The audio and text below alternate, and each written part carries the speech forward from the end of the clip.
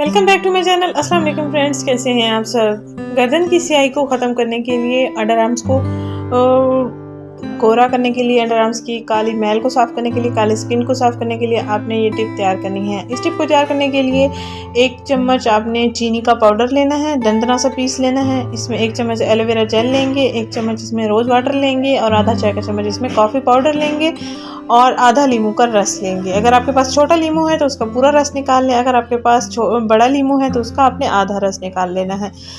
तो आपने इन चीज़ों को अच्छे से मिक्स कर लेना है और उसके बाद आप अपनी गर्दन पर लगाएंगे, अंडर आर्म्स में लगाएंगे और जो भी आपके प्राइवेट पार्ट्स हैं जिनकी स्किन डल हो चुकी है, रफ हो चुकी है, या हाथों और पाँव की स्किन रफ हो चुकी है, डल हो चुकी है, तो आप ये इस्तेमाल कर सकते हैं ये टिप। और 15 से 20 मिनट तक के लिए आपने इसको स्किन पर लगाना है और मसाज करते रहना है और उसके बाद आपने वॉश कर लेना है। इंशाल्लाह बहुत अच्छे रिजल्ट्स मिलेंगे आपको। हफ्ते में 3 दिन लाजमी इसका इस्तेमाल करें, आपकी काली गर्दन साफ़ हो जाएगी, अंडर आर्म्स की स्किन साफ़ हो जाएगी और इसके साथ साथ आपके हाथ, अगर आप हाथों और पाँव पर इस्तेमाल करते हैं तो हाथों और पाँव के दाग धब्बे भी ख़त्म हो जाएंगे।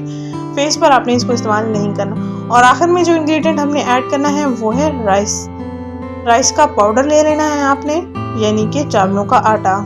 स्क्रब के तौर पर ये काम करेगा। पहले इन चीज़ों को आपने अच्छे से मिक्स कर लेना है और उसके बाद आपने 1 चम्मच के बराबर चावलों का आटा लेना है। चावलों को आपने दंदना सा पीस लेना है, ज़्यादा फाइन पाउडर नहीं बनाना स्क्रब के तौर पर, क्योंकि हमने इसको यूज़ करना है।